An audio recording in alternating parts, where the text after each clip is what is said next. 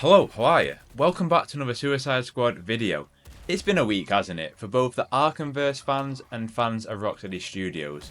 Last week we got a report from Jason Schreier detailing just what happened in the lead up to the release of Suicide Squad Kill the Justice League. On Friday, we got a new trailer for a brand new Arkhamverse game that is unfortunately exclusive to a single VR platform, though I maintain I think it looks pretty good. But now, for fans of Suicide Squad and Rocksteady games, there's some good news too. But before we get into it, I gotta ask, if you're looking for Arkhamverse content or just comic book video games in general, consider subscribing. There's a lot on the horizon and I've got you covered. And if you enjoy the vid, leaving a like really helps me out. Right then, let's talk.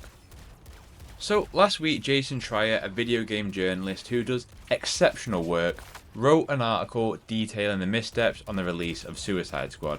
Now, as someone who likes Suicide Squad, I don't love it, and the more I play, the more apparent its flaws are.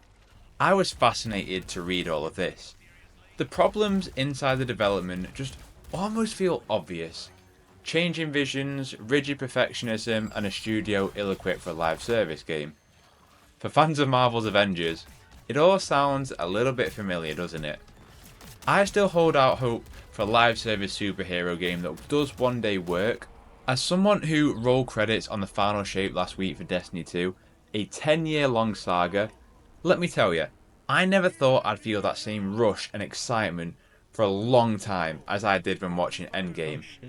Destiny 2 provided that same rush and excitement, and I hope that a superhero game can get there one day in the future. But it's the same common failings that these live service games keep making. Teams aren't big enough, they're ill-suited to the project, management has different conflicting visions, and the gameplay loop just isn't there. Like for me, episode 2, my breaking point was that boss fight in Master Level 55. I spent 15, 20, 30 minutes just wailing the boss down to like 3/4 of his health. Anyway, I've had enough of my problems with that. There's a load in that article. The fact that they prototyped a multiplayer puzzle game before Suicide Squad. The fact that WB took Suicide Squad off WB Montreal and gave it to Rocksteady. The fact that there was going to be cars to drive around in. Questions as to why Boomerang is shooting rather than using his trademark boomerang. I implore you to go and read Jason's article if you haven't already, which I'll leave a link to in the description down below. It's the best way to support him, and I think his kind of work is very important.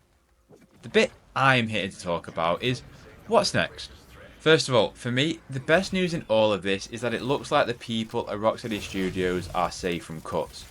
WB Games wants to do more collaborations, so job cuts wouldn't make sense according to the article. Regardless of how you feel about Suicide Squad, you should never want people to lose their jobs, man. And you can feel the talent and the passion in this game, you really can. It's plastered all over it. It just didn't click in the way it needed to.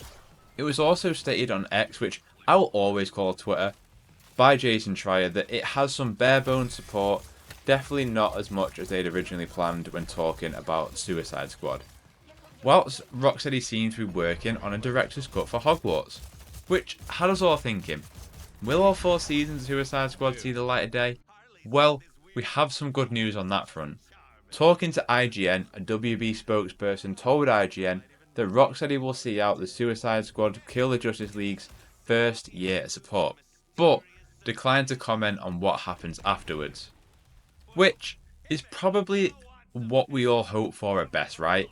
I think you're crazy that if after launch and you're seeing the player numbers and you're seeing the reviews, you thought we would get anything more than the initial 4 seasons. I chalk this down as good news, to be honest with you. For me, I just want to see out this Brainiac storyline. I want to watch the Justice League come back, which is very heavily implied, and get this cool team up. Plus, man, come on, you can't not be excited to play as Deathstroke. He's legit one of the coolest characters in DC. I'm gassed to play as him. So, what should we expect then? My guess is that the storyline will end in Season 4. Whether that was the intention, probably not. I would say maybe 1 or 2 more seasons, but I'm sure that everything will be crammed into these 4 seasons and we will see the storyline end. As for after that, no, I'm an optimist, but anything after a Season 4 is beyond belief to me. One thing that did excite me in the article is that It states that Rocksteady will pitch a new game, something more akin to their single player roots hopefully.